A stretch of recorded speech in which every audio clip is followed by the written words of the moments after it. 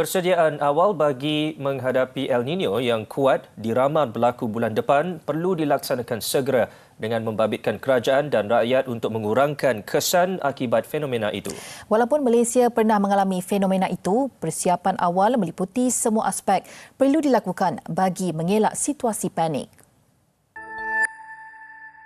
Situasi monsun break atau monsun melemah akan menyebabkan banjir kilat berlaku di beberapa kawasan di negara ini. Pakar Meteorologi Pusat Penyelidikan Antartika Kebangsaan, Profesor Datuk Dr. Azizan Abu Sama berkata, situasi itu berlaku kerana negara masih berada dalam fenomena La Nina berbeza dengan El Nino yang lebih kering.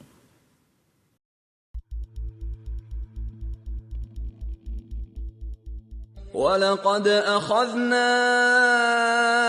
آلَ فِرْعَوْنَ بِالسِّنِينَ وَنَقْصٍ مِّنَ الثَّمَرَاتِ لَعَلَّهُمْ يَذَّكَّرُونَ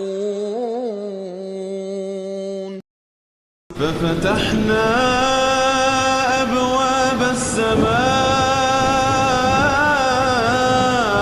بِمَاءٍ مُنْهَمِرٍ وَفَجَّرْنَا الْأَرْضَ عُيُونًا فَالْتَقَى الْمَاءُ عَلَى أَمْرٍ قَدْ قُدِرَ ظهر الفساد في البر والبحر بما كسبت أيدي الناس ليذيقهم بعض الذي عملوا لعلهم يرجعون.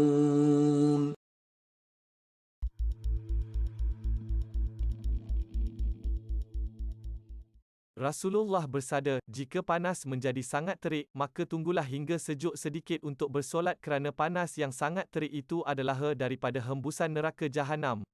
Riwayat Bukhari dan Muslim. Dalam sebuah hadis, Abu Hurairah meriwayatkan bahawa Nabi SAW bersabda, "Wahai Tuhanku, sebahagianku telah memakan sebahagian yang lain." Lalu, dia pun mengizinkan neraka dengan dua hembusan nafas, satu nafas pada musim sejuk dan satu nafas lagi pada musim panas. Maka, itulah dia hawa paling panas yang kamu sekalian dapat rasakan dan juga hawa paling sejuk yang kamu sekalian dapat rasakan. Riwayat Al-Bukhari dan Muslim.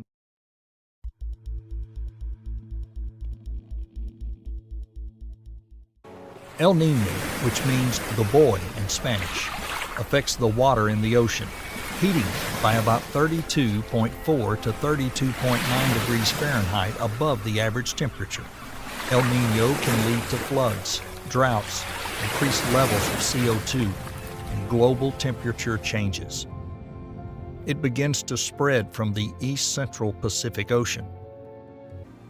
La Niña, or the girl in Spanish, is a weather phenomenon that causes cooling rather than heating of water. In general, the water temperature during La Niña decreases by as much as 37 to 41 degrees Fahrenheit. The consequences of this phenomenon for many countries around the world are severe rainstorms, floods, and stronger hurricane seasons. But the worst part is that these two phenomena are very difficult to predict. They occur every 2 to 7 years, so they're not regular. Moreover, they're not short-term phenomena. El Niño lasts about 9 to 12 months, while La Niña usually lasts 1 to 3 years. Under normal conditions in the Pacific Ocean, trade winds move from a high-pressure zone to a low-pressure zone from east to west. During El Niño, the winds weaken, so the warm water is not affected by the wind movement to a large extent, and upwelling also decreases. Consequently, the water in the Pacific Ocean begins to heat up evenly in normally cold areas. This in turn means that rains are also changing, causing dramatic weather changes in all parts of the world. For example, in the tropics, the chance of flooding increases, and in Western countries, droughts increase.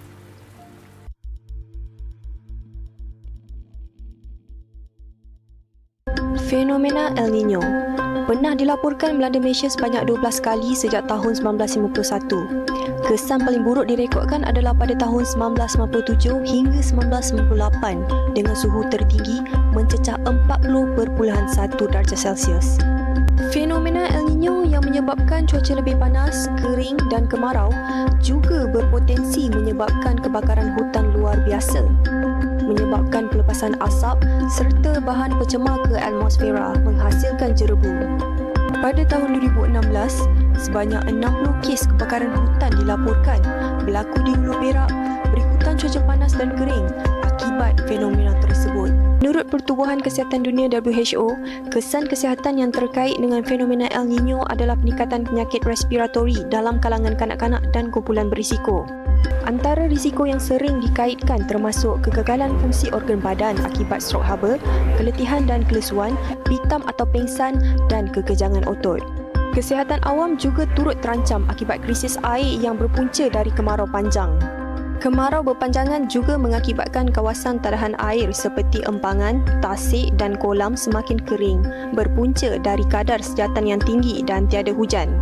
Empangan yang kering turut menjejaskan sektor tanaman padi dan sekaligus penghasilannya. Berikutan cuaca panas, kering dan kuantiti hujan berkurang, sektor tanaman seperti buah-buahan dan sayur-sayuran turut terjejas.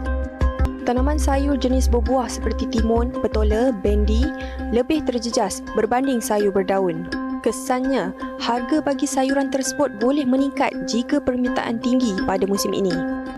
Di samping itu, fenomena El Nino ini turut memberi kesan kepada sektor perikanan. Kesan pergerakan air dan nutrien akibat fenomena ini akan mengurangkan sumber makanan bagi hidupan laut sekaligus menyebabkan haiwan ini berpindah atau mati. Beberapa spesies ikan yang gemar suhu sejuk seperti tuna akan berpindah ke perairan lebih sejuk ketika fenomena ini. Sektor aquakultur pula dijangka berkurang sebanyak 20,000 tan metrik berbanding tahun lepas.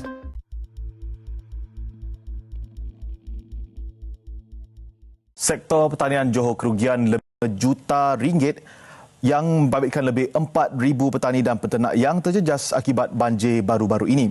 Esko Johor Datuk Zahari Sarip berkata ia membabitkan lebih 4,000 petani dan peternak yang terjejas akibat banjir baru-baru ini. Turut terjejas 685 usahawan tani di bawah Jabatan Pertanian Johor, babitkan kerugian 8.8 juta ringgit. 54 usahawan tani di bawah Lembaga Perindustrian Nanas Malaysia dengan kerugian 8.4 juta ringgit. Kerugian turut melibatkan 335 usahawan penternakan ruminan di bawah Jabatan Perkhidmatan Veterina Johor dan 38 usahawan peternakan aquaculture perikanan masing-masing kerugian 5.5 juta ringgit dan 1.6 juta ringgit. Selain sektor pertanian, kerugian 33 juta ringgit turut dicatatkan membabitkan infrastruktur dua bandar yang musnah. Penilaian awal kerugian itu bagaimanapun tidak melibatkan daerah yang masih dinaiki air.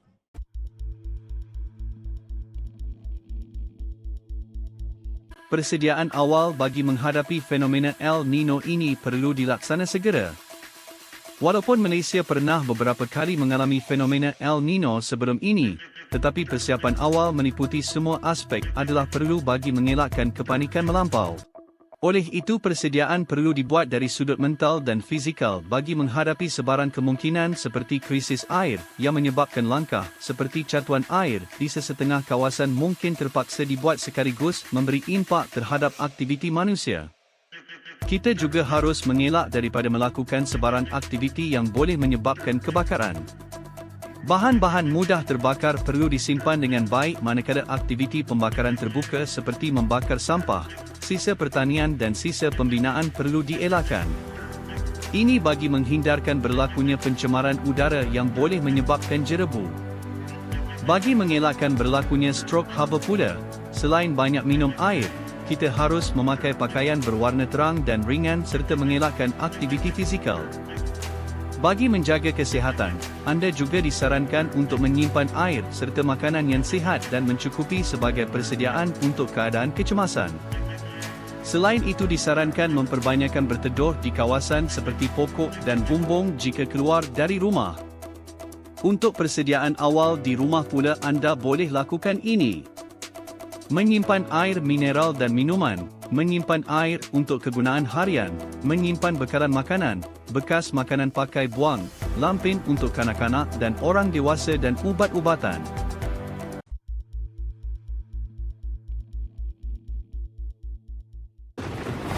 Persediaan sebelum menghadapi banjir. Peka terhadap amaran banjir. Simpan dokumen penting dan sediakan beg kecemasan. Bersedia untuk berpindah sekiranya diarahkan pihak berkuasa. Langkah-langkah dilakukan semasa banjir. Dapatkan maklumat situasi terkini daripada sumber yang sahih. Berpindah segera apabila diarahkan. Jangan sentuh mana-mana peranti elektrik dalam keadaan basah. Jangan cuba harungi air deras. Langkah-langkah dilakukan selepas banjir. Jangan hampiri talian elektrik yang putus atau jatuh. Elakkan memakan makanan yang terkena air banjir. Elakkan terdedah kepada air banjir supaya tidak dijangkiti penyakit berjangkit bawaan air. Pulang ke rumah hanya setelah situasi disahkan selamat.